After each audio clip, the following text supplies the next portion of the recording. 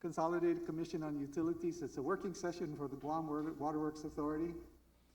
For the record, those present are myself, Commissioner Chaco, Commissioner Sanchez, and Commissioner Guthertz. Commissioner Santos is trying to come in on Zoom or in a teleconference. We're going to see how that works. And before we get started, I'd like to make a public announcement that congratulating GWA on the positive ratings they received from both Standard & Poor's and Moody's. It was outstanding investment grade, stable with S&P, negative because you're linked to GovGuam on Moody's, but Moody's was downgrading a lot of people throughout the country, and they didn't downgrade us. Thank you very much. Good job all around. Thank okay. You, sure. Yeah, Moody's was just this morning, right? Yeah. Yeah. Okay, we'll send it out. Yeah. Yeah. Okay. Miguel, the floor is yours. Let's go to your issues for decision.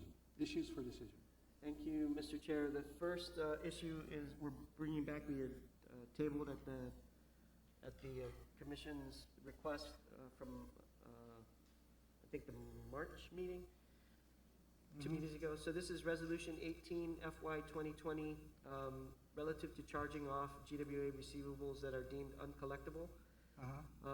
The changes to this resolution from the last time it was presented,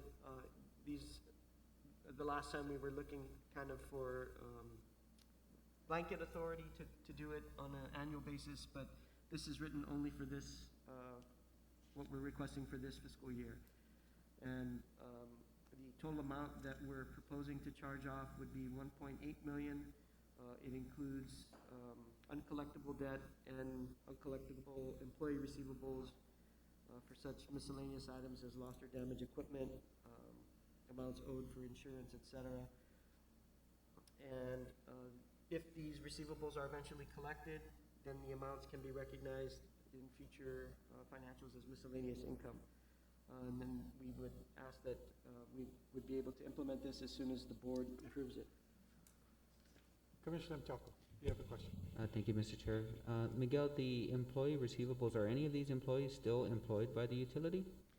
No, these are for employees who have since left the authority. Okay, thanks. Before you go forward, Commissioner Sanchez, just one thing. Miguel, your dates for the employee receivable is 2000 straight or 2001, or it doesn't say the year. Sorry, it was 2000. 2000? Okay, so 16. Okay, because the customer receivables is 1992 to 2016. The employee receivables is from 2000 to 2016. Okay, Commissioner Sanchez. Thank you. Thank you, Mr. Chairman. So so this represents 24 years of customer receivables we still have not been able to collect, right? And we had done prior write-offs, if I recall, in prior years, and so these amounts remain on the books, and here we are now in 2020, and we still can't collect them, right? I mean, because we didn't write off, this was accumulated over 24 years, but they were still on the books after 2016. I know historically we had done a couple of write-offs in prior years. I don't think this is our first write-off. And my point being, we had done, if I'm correct, if I'm accurate, if we had done prior write-offs and we had left them on the books, is because at that time management said, we still think we can go after it. They might have been active accounts which have since become right, inactive. But now, 4 years later, right. This is current management's recommendation that, hey, we've tried every trick in the book, they don't exist, we ain't gonna get it. And this total amount still flows from 24 years worth of attempts to collect these small balances. And for employees, it's 16 years, right? That's the way to look at that, right? Yes. Yeah. Okay. And then just give me what's the basis for when do we advance an employee some money that we would have a receivable from them? What's an example of an employee receivable? A lot of these are older accounts. There used to be the policy that, if an employee hardship requests, sometimes they advance sick leave. But these are, most of the ones that I looked at were advances for older accounts. And my understanding is that policy has since changed. Oh, so we used to, I'm just trying to figure what kind of things do we advance to employees? Sick leave would be one, right? Sick leave, And we give them a cash advance of some sort? But why don't we take it back? Before you were able to recover all of it, maybe you did, and, okay. That, any other examples? I mean, that one I can follow. Oh, per diem, not reimbursed, that kind of thing? Okay, and then, and like, between 2016 and now, do we have employee receivables that we should be concerned about? Or would this, in other words, yeah, We have a handful of employee receivables, and so I've asked the, team to go back and try to work, work to make sure that they are valid receivables and work with the employees, if they are. yeah, and maybe you can inform us, and I don't know if it takes a board change, or you recommend to us. I've learned with the employee receivables, you gotta grab it fast, because of all the circumstances you laid out. I'd hate to think we have someone still working with us that owes us $300 from 3 years ago. It's, you know, we should be trying to get any advance back within a very short period of time, so that we don't, you know, in the future, we don't have this situation. Add that to the PR, Mark. Right. So and do you, if you need a board policy, let us know. Let us know. Yeah, the only other thing is, I thought I heard you say, Miguel, that some of these employee receivables may be people who had damaged stuff. You know, in other words, they were issued like an iPad for work. I think it's, Farm accident? Right, but how long did we wait to collect that money from Simon Sanchez that lost the pager? Yeah. You know, 1 year is too long, you know. So maybe just take a peek at it. It's not a huge, Yeah, it's not a big very amount. small amount. This write-off is a very small amount. I remember we had done a larger one. I remember Public Auditor Brooks was concerned about the size of it. This is very small for 28 years of customer receivables and 16 years of employee receivables. But yeah, to the degree you can grab it faster. I think that might be easier managed also when we move to E1, I'm assuming. Okay. Very good. Okay, so that's what this is. Cool. Thank you. Yeah, any other questions on this resolution? Everybody's okay? Okay, move to the next one, Miguel. Thank you, Mr. Chair. The next resolution is 25 FY 2020, and this is relative to approving proposed settlement for claim against GWA by Rollin Blade and May Cruz with the reference government claim. So this claim was filed because of an employee, GWA employee, who was responding to a sewer backup at the claimant's homes, and in the process of driving into the driveway while the automatic gate was still open, he was too close to the edge of the gate and damaged it with the edge of the truck that he was driving. And so the claimants have filed a government claim. Council and our management analysts have reviewed the claim along with the supporting documentation for the repairs that were required to replace the gate, and found those costs to be reasonable. And so we are seeking your approval on this proposed settlement of $13,000. How much? 13,000. 13,000. 13,000. Is that an electronic gate? It's an, yeah. It's an automated gate. Go ahead, Commissioner Sanchez. And then, again, just for edification, and what is our procedure when an employee damages a customer's asset, right, while on the job? In terms of any discipline for the employee, do we ask the employee to pay? I know in the private sector you buy insurance in case your truck runs into your customer's building and you file an insurance claim, and whereas we're sort of self-insuring in this case, right? We're the ones paying for it, right? Right. But in terms of the employee, is there counseling? Is there suspension? So there's. Do they have to pay for part of there's- it? How does that work? When the incident occurs and it's reported, there's testing to verify that there's no alcohol or drugs involved. Yeah. And then if the employee is found to be at fault, he's counseled, but this was, that did not reveal any of those situations. I And mean, what if he's just negligent? You know, he passes all the drug tests, he just screwed up and drove yeah, into the that's fence. kind of what it was, but in terms of getting the employee to pay it back, I did ask that question of counsel, and because he was acting as our agent, it's not possible for So us. we self-insure in this, in effect, we're self-insuring for our own employees.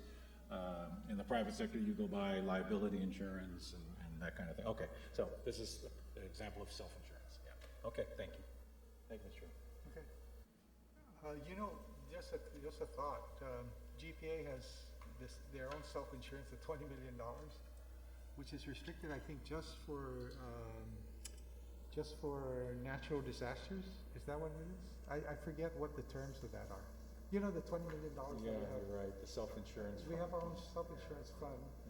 And, you know, I really, not just for this one, but I think we really need to review that.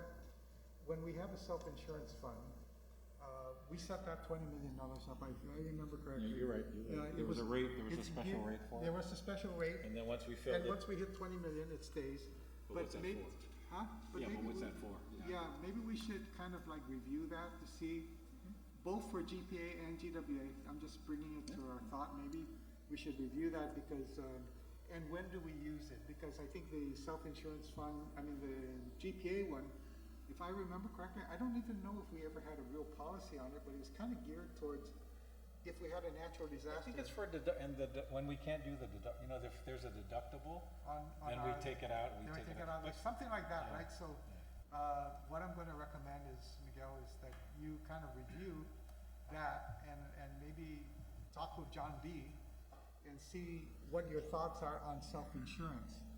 And maybe get a fund like that, where through the rates, there's a fund that builds up to a certain amount and then it stops. And if we ever need to use it, and what would be the uses for it? I mean, you know, let's really look at that. That was that's just a thought.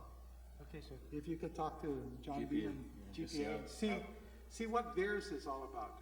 And I'll be asking him too. But, you know, at Thursday's meeting, we'll ask him to maybe give us a feel for the parameters of what that's all about. Okay, any questions? Any other questions? Okay, Miguel, next one, This one is blank. the last one. Yeah, this Yeah, is, what is this? sorry, Resolution 26 FY 2020.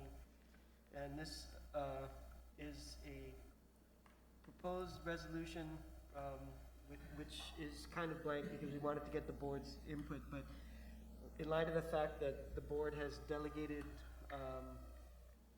and given the general manager procurement limits and raised them appropriately to avoid having to come back to get CCU approval Like this latest one. on claims such, or on expenditures below a certain threshold. We thought this is only a $13,000 claim that required us to come back to you, and we proposed this resolution as a means to delegate up to whatever amount the board might be comfortable with to the general manager to approve claims that may occur, such as this, in order to get them processed more timely. We need to get your approval before we can submit it, and then the claimants, of course, suffer because They have to wait. they have to wait for us, and then they have to wait for the AG and the governor. So anything that we could do to help speed that process up, we thought it might be worth putting before the board to see if you were in agreement, and if you were, what proposed limits you might place on that delegation of authority. Commissioner Sanchez. And then Miguel, if we, notwithstanding a number that we might provide, the claims process still requires us to go to the AG and the governors, right? It's just sort of speeding up the GWA part of the equation. If we don't have to, you don't have to run to us first before you send it down. Right. And just maybe from your experience, and the historic experience, is there a number? I've seen $100,000 claims, I've seen $13,000 claims. Do you recall, Gilda, what's the largest claim we've ever, what's the largest claim we've ever paid that you guys? I think it was the Pablo Cruz one, or the one for the water tank? Where the water tank broke, right? Yeah. And what was that claim?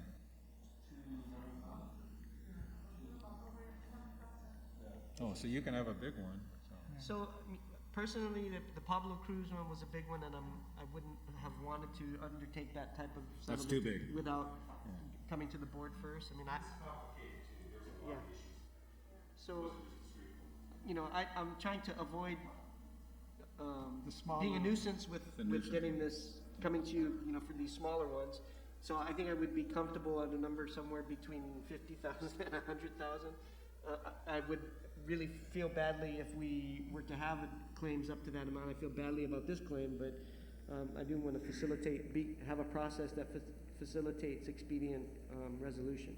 And that's why we brought this proposal before you. Yeah, Commissioner And Sanchez. so the one where the tank fell down the hill was, how much was that one? And how much was it? So- Only 80,000. Yeah, where the tank below Barragata Heights. That's 300,000, not 80,000. So that's the largest. So the largest claim we can recall, this group, is the 300,000? We weren't here for that, but he's talking from historical. From what you've researched. Yeah, so I'm trying to figure, what's the number? What's a good number? 50,000? Well- I would think to protect both management and to show that we at least looked at it. 300 is a number Big number. we should definitely look at. 13 is awful. 50,000 is not a big Awful number. small, or do we want to think about it as a Yeah. group and come up with a number? Because really it's for us to fill in the number in the Right. resolution. Why don't we come up with a number at our meeting? So keep the draft going, and we'll tell us, think about it. we'll all think about it Think about a before Tuesday. And the only other thing, Miguel, I would put into the resolution is that you inform us of the claim Yeah, and anything your above is decision. still in, well, all Yeah, claims. No, all claims. Yes, You inform yes, us about all claims, say 30 days after, within 30 days. Right, okay. And That's the a good informing us can be by email, I think, you know. No, we'll just include it in Or the, include it in our the general manager's report. General manager. That way it's public record. Yeah, It's there? Yeah. Everybody You're right. sees it, and yet we've Yeah, delegated so put some it- discretion. So put it in that, after you do the settlement of the claim, that the next general manager's report in the next CCU meeting will include any claims paid. Okay. Under this Under provision. that amount. Under So that we need an amount. amount next week. So everybody think about an amount. What So do you that'll feel be, comfortable with? that'll be item 4 under the resolved. Okay? Okay, yeah. That's a good idea. Anything, hold on a second, Commissioner Talton, you have a question? Or? So, Mr. Chair, I really have to prepare the resolution for the meeting, so we're gonna have them do it during the meeting? Oh, yeah, all they'd have to do is plug in the number. We can leave Or- it blank and then fill it in at the meeting and before you sign it? Or do you want to talk about a Yeah, number I'm today? just- Let's Do you talk have a about number? it. Yeah, Do you have a maybe number? we could You just have a nail, number? yeah. Yeah, what? I Sure. think $50,000 is, Is a good number? Yeah, that's fine.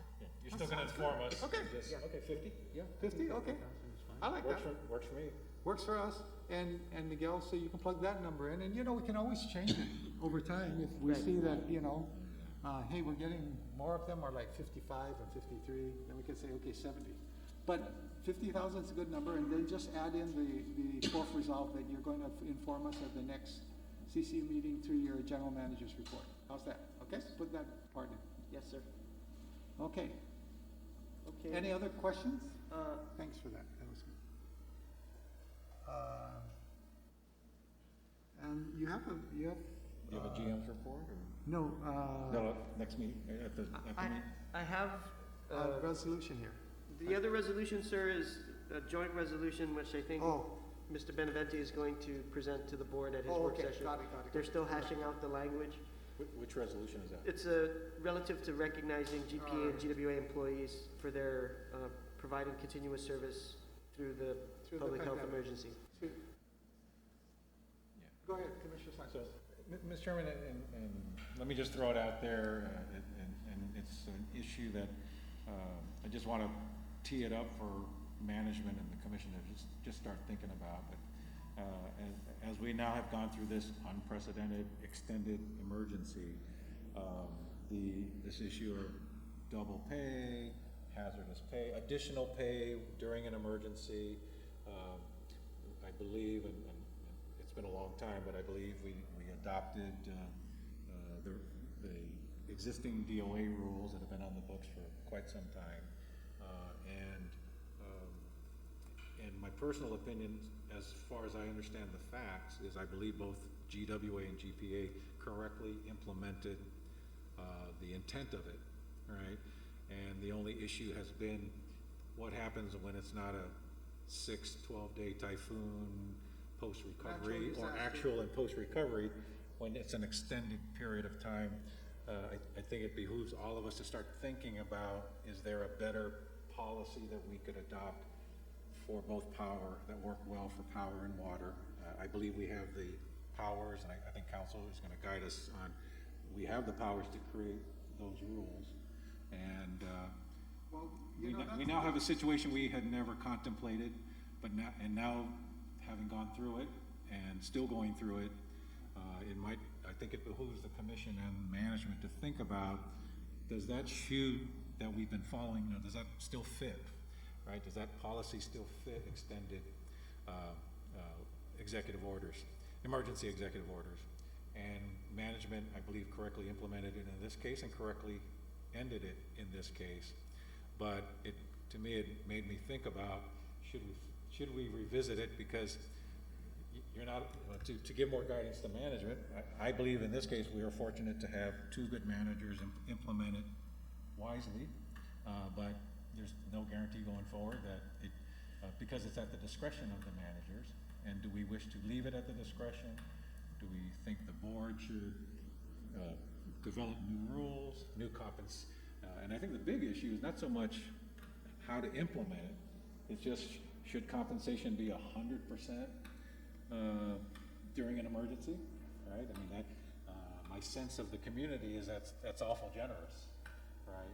I have a comment. But rather than get into the debate, I'd like to tee it up as something we should think about. It's not on this, I'm not proposing it to be on this month's agenda. But it's something we need But to maybe look at. management could Yeah. report back to us at the next meeting.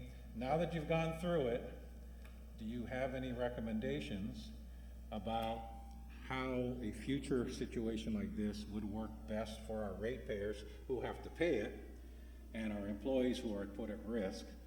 And what might you recommend, if any, changes to the current practice, which at this point is primarily 100% pay for those called in during an emergency? And then, or correct me if I'm wrong, are there other differentials that apply, and besides the 100%? So in our case, let me just start by saying, you wanting to tee it up, I've already met with council and with the AGMA as about taking a look at the draft personnel rules and regulations, which we've already developed, but not yet finalized, and making appropriate adjustments to take the emergency pay provisions and specifically pandemic provisions into account. So we'll be looking at that, and we'll come back to the board with our take on that. As to the authority of the board to set the personnel rules and regulations, certainly the board has approval authority for what we would still have to take through the AAA process, if I'm not mistaken, right? So we will also provide a rough outline of what that entails and what the timelines might be. But just based on our first cut look at it, this is not something that's going to get done anytime soon. It's going to take us at least 6 months, and will involve other elements that the statutes require, such as an economic impact analysis. It will also require us to coordinate with GFT as part of the CBA. So all those things we'll dive into and give you a better picture of, but we've already started that process. And I apologize, is this where we are engaging conflicts counsel to assist us in this case because of? No. No, this is internal. This is Yes. our own internal. Okay.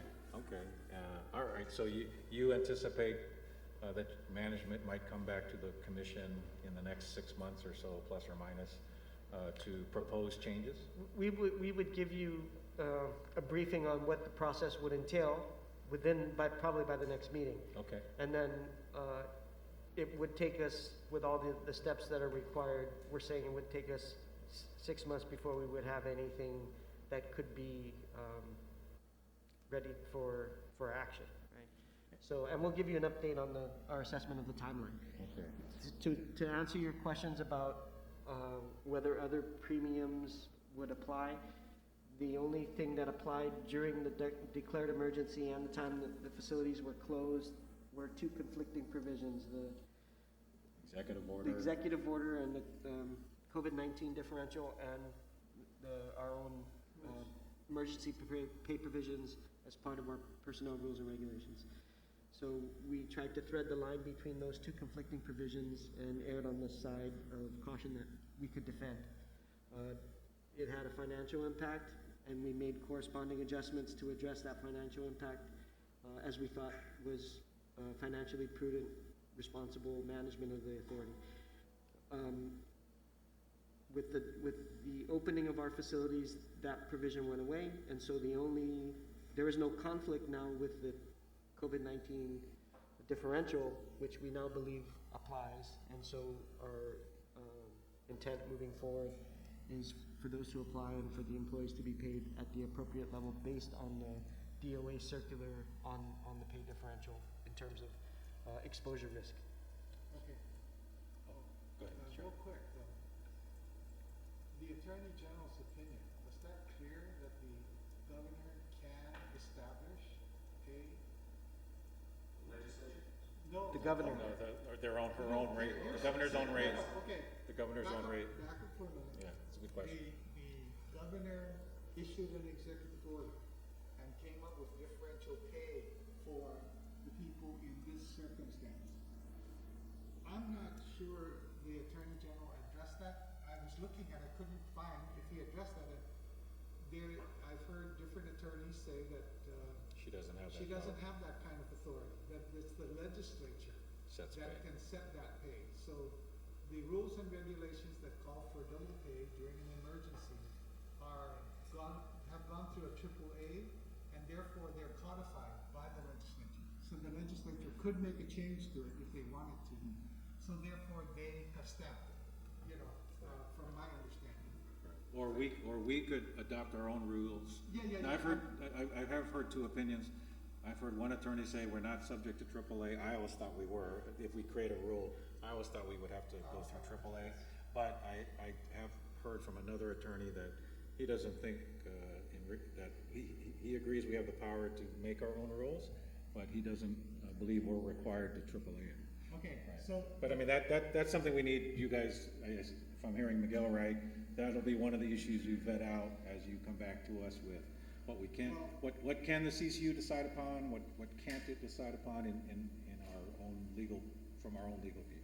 Okay, but I have a little bit more urgency, because we haven't paid any pay yet from the period after we opened, which would then end the double pay. And I'm not sure that we should pay a differential pay. I want to make sure, before we start paying differential pay, that the governor's authority is right. And That we that know she which can- rate.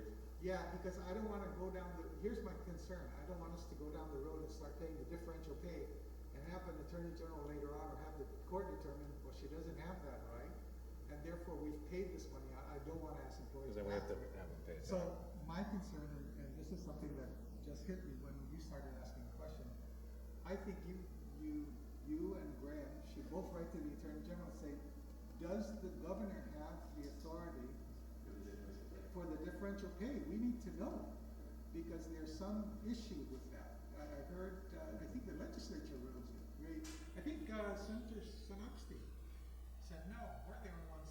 Somewhere along the line I remember reading about that. I don't know how, or hearing it on the radio.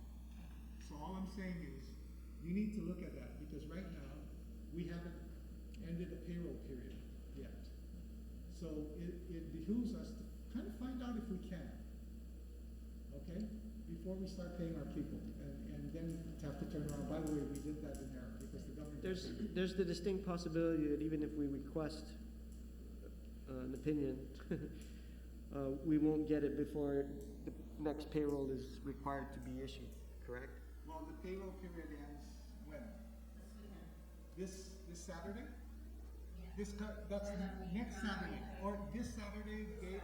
So Okay, you pay next week, okay, so the payroll period ends, but then we don't pay until the following week. Friday, yeah. Tuesday, oh, okay. Tuesday, Quick, okay. quick. So my point is, it's just a concern I have. hearing the discussion, that I'd like to know that the governor does have that authority. I mean, she seems to say she has the authority, I'm not sure. Maybe you ask the Legislative Legal Counsel what his take, I don't know. Commissioner Sanchez. No, I appreciate what you're bringing in, Mr. Chairman. Maybe the other alternative is to simply pay the DOA differential, since we're not sure if the governor has the right to change that rate through an executive order. And then I have probably a very dumb question. If you're getting 100% pay already, do you get the differential on top of that? So the differential, as it's defined, when you say you're getting the 100%, you're talking about just the regular rate, one time The double pay, the second 100% that goes to those called in to a closed facility. In other words, So you pay my- double pay only. If you My paid the question- 100, why would you pay an extra? My question to DOA when we first reached out to them to get clarification was whether or not this was intended to be in addition to Or in place of. the emergency pay provisions of 8.406C Is that the 100? or in lieu That's of. 100, that's the double pay. That's the You're double right. pay. That's the question, is it the? And the answer that we got to that question was it was not intended to be in addition to. But so which one is an employee entitled to, the 100% or the differential? The double pay, From our perspective, only the double pay. it created, the executive order created the condition where there was a conflict between the differential and the double pay. And We there chose was to no pay- clear legal opinion given to us as to which applied. We also pointed out that it was clearly within the governor's scope of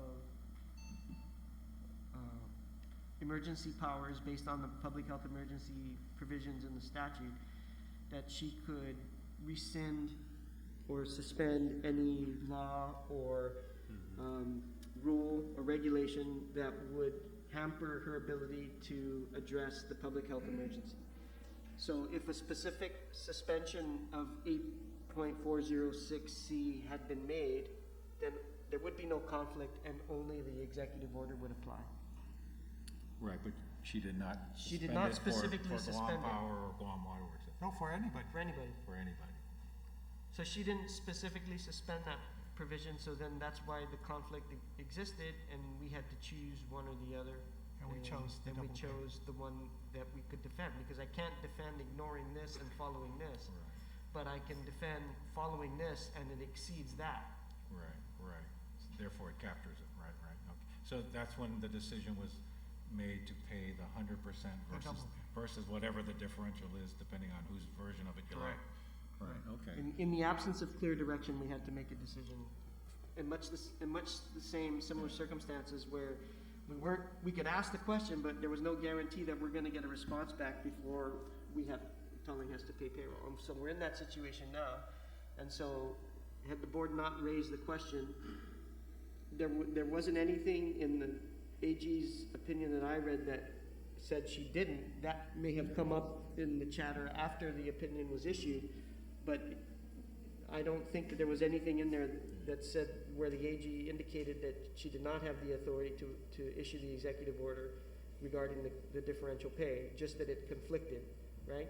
And so, given that, That was the basis for the 100%. my decision now would be To pay the to differential. pay the differential, applying the Now that guidance. we're back to. Now that there is no conflict, pay Right, the right, differential, right. using the guidance from DOA. So it was 100% up to the 14th or 11th, Right. or whatever, and it's 13th. now the differential Right. that exists in the rules and regs. Right. That we. No, that in the we- executive order. you're going with the one with the executive order, Yeah, okay. see, okay. that's the question. Based on the interpretation that the governor has that power? Yes. No, based on the fact that nobody's answered the question whether she has the power. Well, but they've had to interpret it, so they're interpreting it that the governor has that power, that's why you're using her rate? Correct. Right. And we don't know what, the court hasn't ruled. Yeah, which- we don't know if which she rate. does or she doesn't. But at least he's sharing with us that The course that he's you picked the number you picked was the governor's differential rate, and that kicked in on The May 14th. May 14th. Right, and that's what'll be paid to GWA employees next Tuesday. going forward. Right. Correct. Until, Until- so that all goes back to my original premise, subject to confirmation, that we have the power to amend Yeah. the rules. The uncertainty as to whether the governor can overrule all of that anyway, but that we may want to think about, No, I think, What's the I'm right- with what's you. the right number? Commissioner Sanchez, I'm with you on revisiting and redoing our own, rules for employment, our own civil, what do you call those rules? I forget. Personnel rules. and Personnel regulations. rules, okay. I think we should redo those. And once we redo them, then we've given management a roadmap. So that if the emergency ever arises, they follow the roadmap in the rules that we've adopted. So I'm with you 100% on that. The only, just a minute, Jimmy. The only question is, as we're going forward, I would still ask the question. Ask the Agreed, sir, question. agreed. Okay, that's all. Commissioner Guthrie, you had. Yeah, okay, I just want to Can you get closer? address this a little differently, just to express the concern.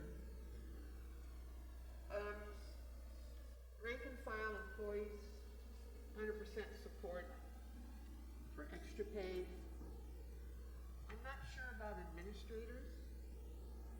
In my whole career in public administration, which has been my life, I have never known high-level administrators being paid extra money in an emergency circumstance. And that's what doesn't set well with me and most of the public.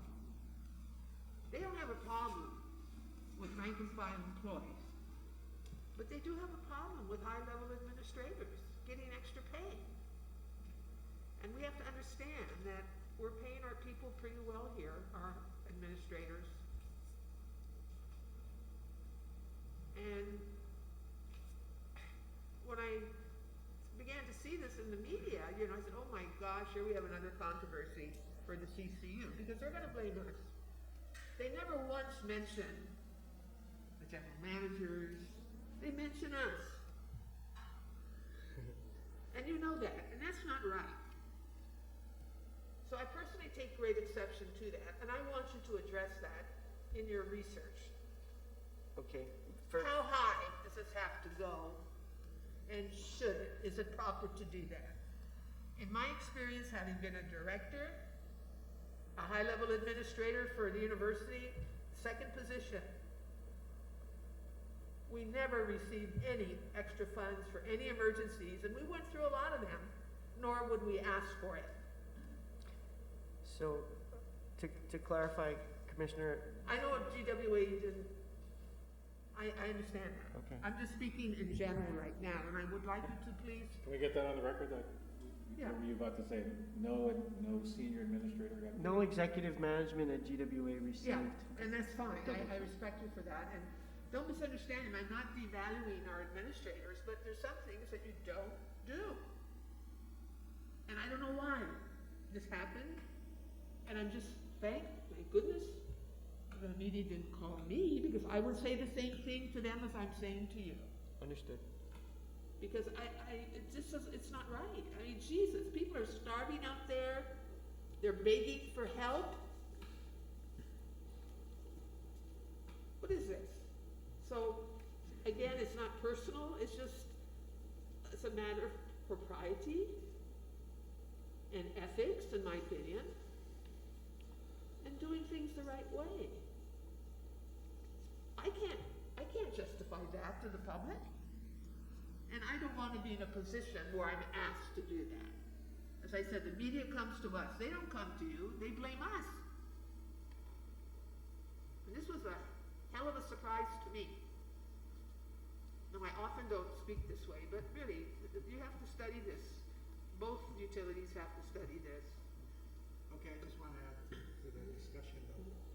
There is a conflict in the personnel rules and regulations that, I just want to clarify, just for the record. There's a conflict in the personnel rules and regulations. 7.04, I think, is the one that deals with overtime pay during emergencies or something, if I remember correctly. Yeah. And it says that the agency head, that's the word it uses, the agency head or his first line assistants, and it's plural, because you got more than one, no matter what they're called, are not eligible for this pay. overtime paid during emergencies. Should be an interesting But- GPA but- meeting. But wait, let me just finish. But when it came to 8.04, which is the one for. Yeah, that one, the second one, it came to, it didn't have that prohibition. So, that's a lot of the confusion too, and more reason why we should write our own personal rules and regulations, okay? I just wanted to point that out, that there is a misstep between the two. They're both referring to paying of certain, people who can turn your back, Judy, but Yes. I just wanted to point out that in the, I in the understand. 8.2, whatever that section is, it didn't have that. Okay, just to make sure we understand. Commissioner Newton. Thank you, Mr. Chair. Mr. Chair, when this first thing happened with the executive order, I remember a conversation that we had regarding asking legal counsel to verify that we're following the law. And I remember that we have written communication that legal counsel was asked, and I think both GMs responded to the inquiry as well, saying that the law was being followed. So are we saying now that we're interpreting the law differently than we did when we first inquired during the executive order, or? No, I'm pointing out that there are some differences in the way the law is written, Mm-hmm. and whatever to me, once the rules are there, then it's really the agency head who implements the rules. The rules are set by us. Or law Or and rule. whatever. So then it's up to the agency. I'm just saying that when it comes to this particular issue, I understand the sensitivity that Commissioner Guthers has, but my point is, there is not clarity. No, and I agree that we should, like as Commissioner Sanchez recommended, that we come up with our own to Yes, permanently and define it. But I recall during, when the executive order first came out, several of the commissioners made inquiries and specifically asked whether we're following the law, which is our main concern, right? That we're abiding by the rules and regs and the laws. So if in fact that has changed and this has kind of opened up our eyes as to whether or not it's black, white, or gray, Going forward. we should fix it, and I do concur with Commissioner Sanchez that we should have our own. It determines, the policy. I believe you are correct. The answer that came back from both general managers was they are following the law. Okay. So they are. And, Yes. And I personally, Mr. Chairman, I understand that, but there's such a thing as prudence. I understand you. That's my concern. Yes. Because that's what hurts the credibility of the work. All the work that we do, everybody does, can be just, in one issue, can be swept away. One emotional issue. Okay, Commissioner Sanchez. And I don't know if it's any consolation to you, Commissioner Guthers, I'm reminded of what the chairman often says. The number of senators, former senators, governors that used to be senators, that have ever thought about changing this and making it more clear and eliminating conflicts, it's a rather long and illustrious list of people. So hopefully at their level and clearly at our level, we will tackle this issue to bring clarity to it for our ratepayers' sake and our employees' sake, right? So that, and I look forward to management's recommendations, and I think it's something that we definitely should address within the powers that we have. Thank you. Your GM report. Are you ready? Yes, sir. So there has been a delay on some of the information that was normally included in the management report, so there will be some holes that we'll have to fill in before the next CCU meeting, and by the time the board books comes out for the meeting, we should have all of that taken care of. So this is not in board books, right? This is the manager's report, which should be in board books. It's just that there, Go ahead, That's an apple. I may have missed the update or something. Oh, it's in here. Yeah, sometimes I don't get a good internet. Okay, just go. It'll be in the full meeting, that's all I care. So Just just- fire away. to start with some of the bigger issues that the chairman already stole my thunder here on the Series 2020 bonds. On our ratings, but just to give you an update on the schedule moving forward, we have investor calls this week, Thursday and Friday, potentially expanding that to Saturday if needed. We learned today that we do have some interest from investors, perhaps more than can be accommodated in 2 days of phone calls. This is a little different from how we normally do it because of the pandemic and the prohibition on travel, but we're doing our best to put our best foot forward in the interest of obtaining the lowest cost possible in the borrowing. The investor calls will be followed by the on-island retail period, which would be Wednesday the 27th, with bond pricing on Thursday the 28th, and these are all Guam time dates. And then closing on Thursday, June 4th, if the schedule holds. And so far, we have all indications that the schedule will hold.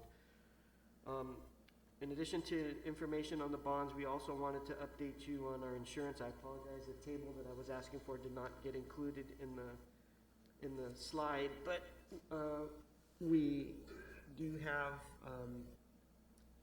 we did have to make a renewal, but the reason why I wanted to point this out is for the coverage that we have on liability. General liability and The coverage is not available in the same amounts that it was for the previous year because of the pandemic. And the results of that have caused, I guess, a run on some of the underwriters. And so whereas we had 50 million in coverage in the prior year, we were only able to secure definitively 25 million. The terms of our original procurement were for 50 million. This is obviously outside of the control of our broker and the underwriters. So we are still looking to get the balance of that coverage placed, but it will be at an additional cost. What we were able to secure was actually a couple $1,000s less than the premium for last year, but for half the coverage.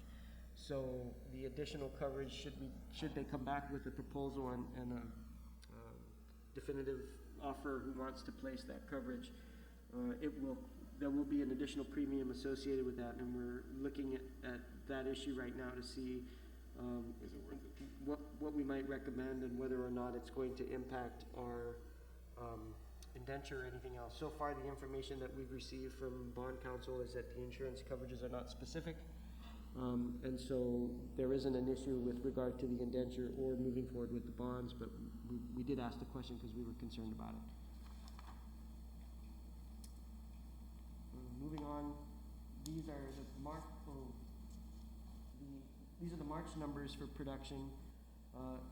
This is one of the holes. We'll have the April numbers posted with the next board books before the meeting. The 2 manual numbers are accurate, though, and you can see we are continuing to operate right around 1 MGD. On the distribution side, we're seeing consistent performance in our booster pump station operational percentages. We're at 98.2%. And our reservoir levels for April remain fairly constant as with prior months. We are making a little bit of an effort now as part of our cost containment measures to put more wells on standby.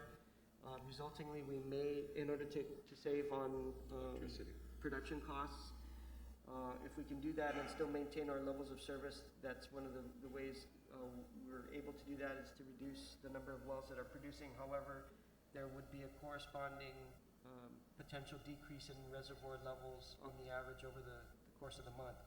So we expect that the May numbers may reflect that as we continue those efforts at cost containment.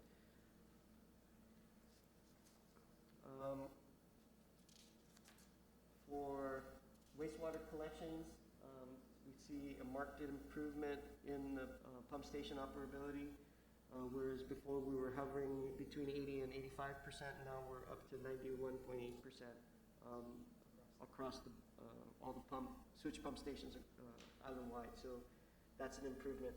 On the CCTV, you can see that our efforts here have dropped off. This is the cleaning is still required under the court order, but the CCTV work, that requirement has been fulfilled. It's still good practice as a preventive maintenance measure, but we have curtailed some preventive maintenance electively as part of the cost containment plan in order to reduce our expenses. Some of this stuff was being contracted out, so we're gonna have to do some catch-up after our revenues recover. On wastewater treatment, we had 1.2 million pounds of sludge we disposed of in April at a cost of $107,000, trending slightly lower in total for the month than the previous months. For asset management, our percentages are remaining consistent in terms of preventive maintenance to corrective maintenance at 54% and 36% respectively. And then for completion, for the preventive maintenance items, we're at 91%, 81% complete. And for the corrective maintenance, we're at 88% complete. Similar numbers for the corrective maintenance with leak repair versus equipment repair. 57% leak repair versus 43% for equipment repair on the corrective maintenance work orders. And completion at 98% for leak repair, which is the number we're looking for in order to help us reduce our water loss control, or water loss, and 88% for equipment work orders.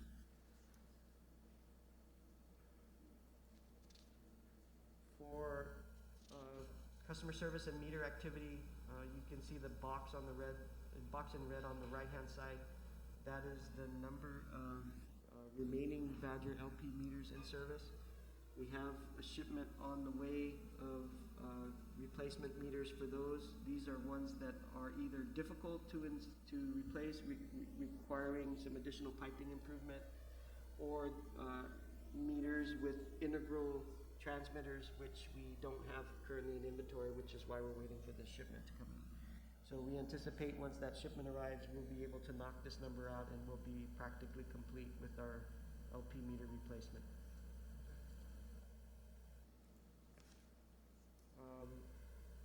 In terms of our collections, this is for back billing through April of 2020. We still have a total of 319 accounts with about 186,000 in uncollected and for inactive accounts, and then 1,004 accounts with uncollected amounts on active accounts at about 810,000. We've got about 1 million. About 800 is real, yeah. Moving on the One Guam, nothing really to report for April. The meetings have been suspended due to COVID-19. However, I will advise, as you saw in the paper, we did sign on May 8th an MOU with the Navy on data sharing, which is intended primarily to provide sharing of GIS and other operational data, hydraulic modeling data, in order for us to better the operation and maintenance of our system, and also to figure out how each system would be affected with changes in the other through the various interconnection points. It's intended to frame future discussion for future system interoperability opportunities and also integration. On our court order performance, nothing has changed since from last month. We are still just have one court order element to be addressed, which is the remaining tanks. And as you are well aware, we are unable to proceed with completion of that until we complete the bond issuance and secure the necessary funding for those remaining contracts. So we remain at 98.9% completion on the court order. We did have some overflows and bypasses that we did report in April to US EPA. I want to say about 4 or 5 of those were due to contractor failures, and they were not a result of GWA operational staff. So that has been clarified to US EPA, and we've been pressing our construction manager to do a better job at keeping the contractor on point with the operation of his bypass pumps. land acquisition, we have some development, some movement on some of the tank projects. We are continuing to follow up with Department of Land Management for land registration for the Istanbul tank. For airport, we have a small piece of property between the airport's property and the right-of-way, which is private property, which we're trying to acquire in order to facilitate the installation of piping to serve that new reservoir. That is still ongoing, and we've made an offer on the property. We're waiting to hear back from the owner. And then the remaining reports are just our leak repair summaries, and as you can, the important thing to point out is although the resolution on the graph seems to show spikes, the numbers have been consistently below 20 at the end of open leak repair work orders at the end of any given day. So we're continuing to maintain strong performance in our end of day leak repairs. And that's about it for the GM's report. Just this interesting side note for the commission, in terms of certified operators, certified water operators, wastewater operators, in 2010, we had 52 certified operators. It went up in 2012 for some strange reason to 127, but in 2015, it dropped down to 89. So 2010, 2015, it went from 52 to 89. And here we are 5 years later in 2020, we have 180. So I just like to acknowledge that we need to realize that the GWA today has changed and continues to change. And 180 certified operators is something that Commissioner Sanchez, I remember when I joined in 2009, we were struggling to And when Commissioner Gutherts and I first served, less than 10, 11, it was some low number, small really number. low number. Yeah, very, very Yeah, small. so it's Excellent. just, I want to show that we are making that move to get better and better at this. I really think 180 is a good testament to the company. And I know that For we're not done. employees. We're still working on it. It meant that you have to do more training and helping the people pass the test, because you have to pass the test for this stuff. So, One other thing, sir, we thought you might bring up in relation to the COVID-19. I don't have an update for you on the, similar to what I presented at the last meeting. But Chris did work some numbers up with regard to pay plans and that type of information, and I'll just ask him to run through it briefly. We don't have it on the slides, but just for your information. Thanks, yeah. So for the month of January through May 16th, we've had about 40% of our pay plans have been broken, with the majority of those coming in the last couple months. As far as new pay plan creations, we've also seen a big drop in customers signing up for pay plans. Our weekly average is usually around 170. That number's dropped down to around 50. This is consistent with what's happening across the industry. We did dial into a couple of AWWA webinars on collections, and other utilities are experiencing the same thing. So as the disconnections are not being done, people aren't as urgent to come sign up with a pay plan. And then the other thing that we've started to do is a collections outreach. So our customer service reps have started calling our customers, especially the ones that are in arrears, just to check in with them, let them know what types of payment methods there are available to them, the online, also the app, and the pay by phone. But there's been no discussion about having to make payments or anything. It's really just an outreach call to reach out to them and see how they're doing. And then right now we're currently working with GPA, and we've come up with a target proposal to when the deferrals will end and when the disconnections will start. So it's still a work in progress, but assuming that the public health emergency ends on May 30th, we're targeting the deferral period to end around June 30th, and then which we would then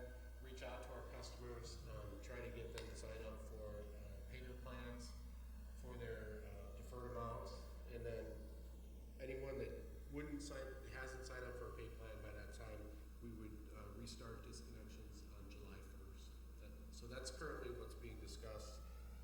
Part of the rationale for that is just the large number of people that are unemployed right now. So I believe the current unemployment rate on Guam is around 26%. That was the last thing reported. However, Guam has received $276 million to have in the bank for the pandemic unemployment assistance. And so that's really just a matter of weeks away from being distributed to the unemployed.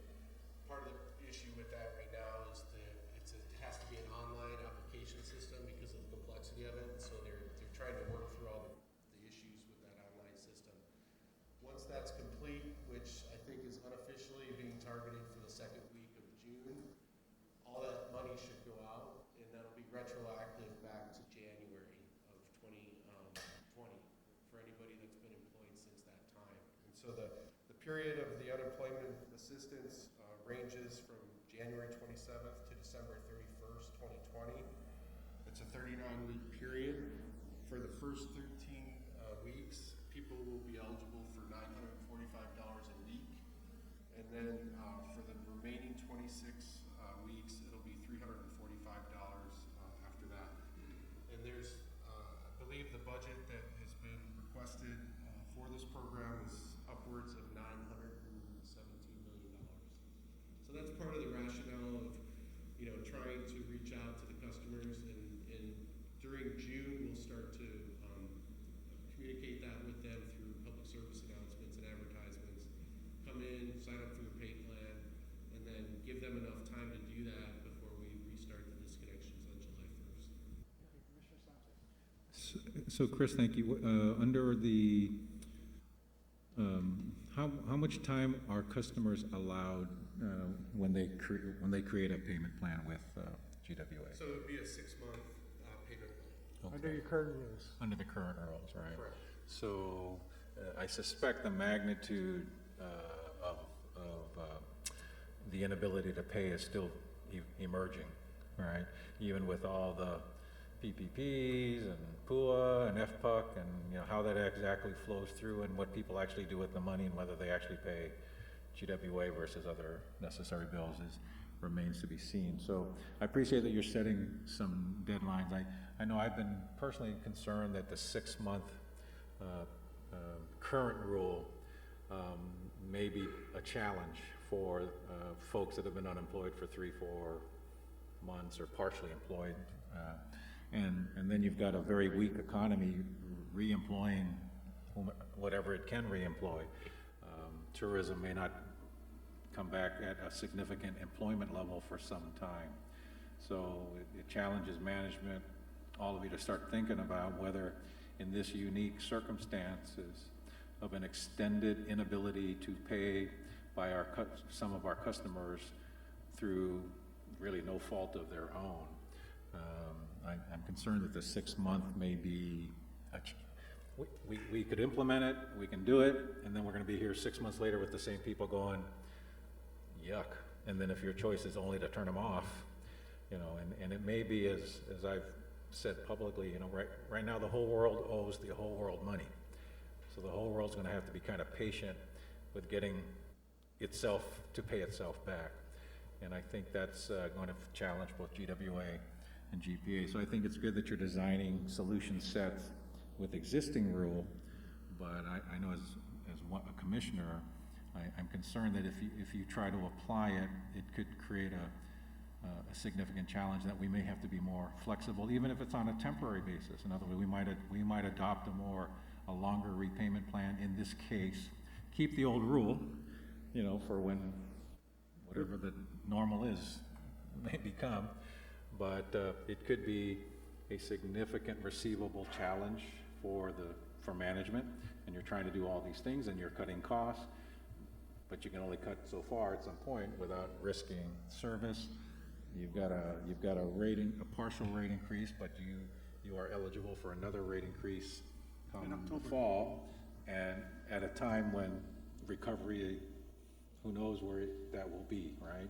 Would the board be interested in management making or drafting a resolution for a policy that would provide some flexibility with respect to the 6-month implementation? Well, I know I personally would, but I think it may even be a little premature for you to figure that out. I mean, I was thinking, power's more concerning for me than water, but what's the average residential bill? $100 a month with, let's say with sewer? 80 I thought bucks? we were looking at 60-some for less than 5,000. Okay, so, well, let's say it's 100. Just, let's just say they're washing their hands more, now it's 100. Although I notice we sold the same amount of water, so I don't know, people aren't washing their hands with water, they're washing their hands with alcohol. But, well, plus no tourism, right? That's where that, so, yeah, I think eventually you're gonna propose what I would call an interim flexible repayment plan for the circumstances we're now going through. But I think all of us that have faced this situation in business, it's no good to have a payment plan that isn't realistic, Right. that you're constantly redoing.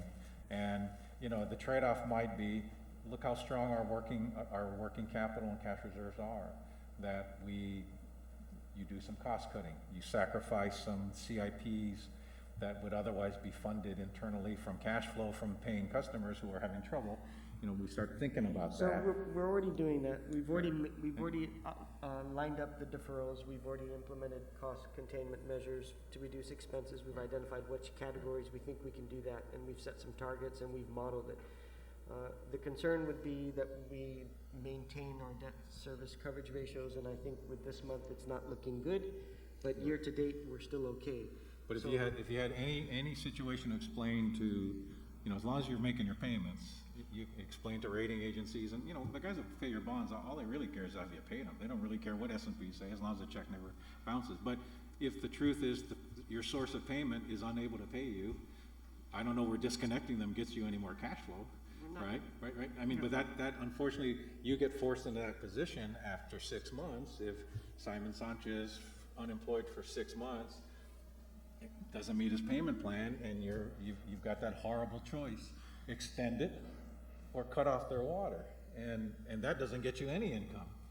So I having been in your movie in the private sector and seen this on both utilities in prior periods, I'm just anticipating that you may be proposing a more flexible pay period, and at least us being realistic that we need to be open to that, because we ratepayers own the utilities, and we owe ourselves some money. Now, what's the most prudent way to ensure collection, which is our goal, even if it means you stretch it out more than 6 months, right? And you're going exactly where I thought you would go. You're already thinking about it, and you may come back to us and say, in this case, what about a change in a payment plan structure that might be longer than 6 months? And I think at least in my experience having to deal with this in the past, some of it depends on the magnitude of the headache, right? But the bigger the headache, the more flexible we may have to be. And so I just want to throw that out as something for the commission to think about. I'm glad to hear you're already thinking about it. And our goal is to come up with something that is doable by those customers that have been challenged in getting their service but not being able to pay it, and yet ensure that we're able to get that money eventually over time, so that we're not providing free service to some and not to others. And I have a comment. So that's- Thank you. I agree with Simon, Commissioner Simon, but I also want to look at it from a different perspective. We still have this pandemic going on. It's going to be around for a while. We know that water's critical in the circumstance at this point. You gotta have water and good sewers to avoid the spread of anything, right? Let alone this pandemic virus. But we're also looking at an election within a few months. And I can just see the senators, I've seen some of them already send emails to GPA, GWA, questioning the payment of water, sewer, power. Sort of inkling to us that they want us to either eat up the time frame and not collect the money at all, or do something else. And I don't want to see, personally, I don't want to see politics come into this, where you have senators grandstanding, demanding this, demanding that. Oh, those terrible people at GPA, GWA, all they care about is money, they don't care about the people. None of that is true, it's never been true. But they'll manipulate it for their own advantage. And I don't want to see us go through that circumstance, because they will, no matter what we do, they'll always put us on the defensive, you know. So this is a time for good policy decisions. And of course, my response to the senators, one of the emails that was sent recently, my response would be, okay, you appropriate the money to subsidize it. If that's what you want, then appropriate the funds to do it. If you want to keep the utilities solvent and solid and keep their ratings up, you know, with the bondholders and things of that nature. But I agree with Simon. I think we have to perhaps be a little more responsive and probably give a little more time to pay back. I can just visualize the first letter that goes out saying you are in arrears, you haven't made a payment plan, you haven't come in, therefore on July 1st, next week, we are cutting off your water, your sewer, your power. The media will all be there, you know, that'll be the headlines. And frankly, I don't want to deal with that right now. I want us to make good decisions internally, taking into consideration the circumstances we're dealing with, and do our very best. I'm very happy you're trying to keep costs down and looking for other ways so we can get through this period, but I think that we may have to extend the deadline. But you do your due diligence and you know, make your recommendation to the commission. But please keep in mind these other things that are going on. Yes, ma'am. Thank you. Are you done? We are, sir. Okay. The only other note is telling the audit is completed.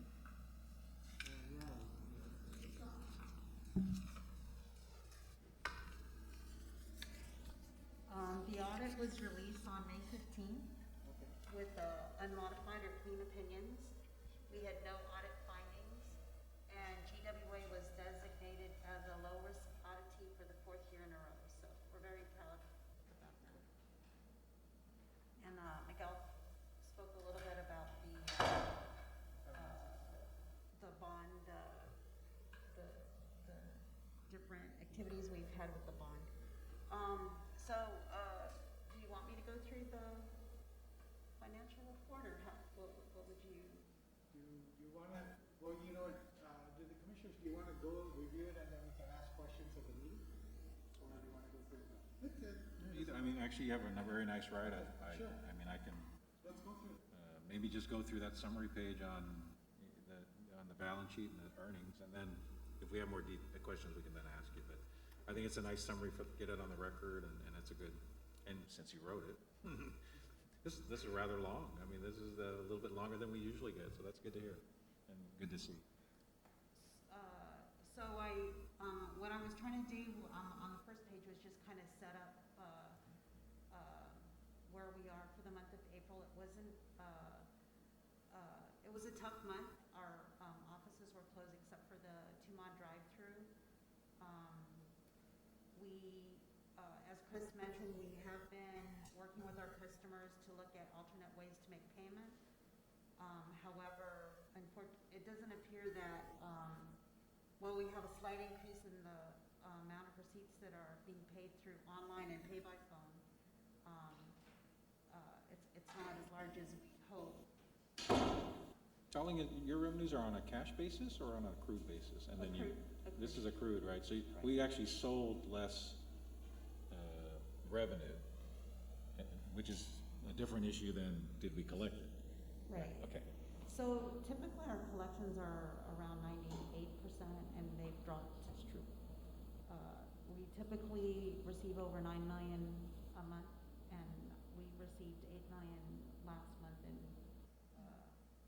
dropped to 7.5 in April. So there's a great example. That's $1.5 million less than you normally collect. So in 2, 3, 4 months, that's 5, 6, 7 million that Chris is gonna send the I love you letter, signed Chris, pay me or die. And you only got 6 months, right? So I think that's kind of the analytics that you're, and make sure Chris signs it. And not the chairman, not, you know. But anyway, I think that's a good illustration of the magnitude of headache. It's about 10-15%. So after 3 months, that's 45% of a monthly revenue need. And how are you gonna squeeze it out of somebody that's been unemployed?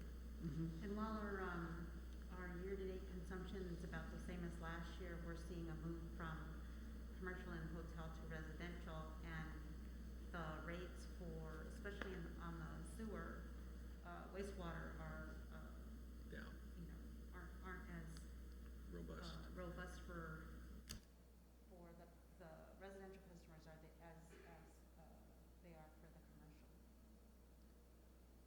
So hopefully, we're hoping to see a pickup, this month with the reopening of our offices and the second drive-through, as well as the stimulus checks circulating, and some of the SBA loans. And so, the collections for this month, through the 15th were about 4 million. So we're hoping that pace continues and At least you qualify for PPP eligibility. right, and Yeah. a lot of small businesses Get to pay their water bill with it. use that money to pay their people so they can use their other money to pay their utilities. So that it's all a grant and not a loan. Well, as long as you hit the 75% mark, you can use the 25, and one of the eligible expenses is, but you gotta show the bank that you wrote a check to utility A and utility B. Otherwise, you owe it back to SBA. So we are seeing our accounts receivable days slip from 45 to 40, I'm sorry, from 47 to 48. And we've also slowed down a little bit on our AP. We moved from 37 to 38 days. As I mentioned, our collections, you know, which are typically high, have for the month to date have moved from the target of 98% down to 90, and our year to date is at 97%. As Simon, as you had mentioned, Commissioner Sanchez, we have pretty good liquidity, and I think that was one of the things that the rating agencies appreciated. And while our debt service coverage for the year is still above the bond indenture requirements, it wasn't so good for this month. Well, as long as we sell this next bond in the next week or two, we're okay. No pressure. Well, you're gonna get it hit maybe by interest, a shade, right? But I think once it's there, then you've got reserves to make debt service coverage. So I mean, to make the payment. So I'm less concerned about the coverage during this time. Hey, ain't anybody hitting coverage. You know, the joke downtown and all the businesses I'm in is we're all looking at our financials going, I don't think we're gonna hit projections this year, right? You know, so no one's surprised, right? Okay. Okay, Tony, anything else? This is good. That's about it. Okay. Better than I thought. Any further questions, any comments, motion to adjourn? So move, Mr. Chairman. Meeting's adjourned. Thank you. Very good. Good job. Thank Good you. job, everybody. Good meeting. Thank you, everybody. Okay. That's a colorful mess.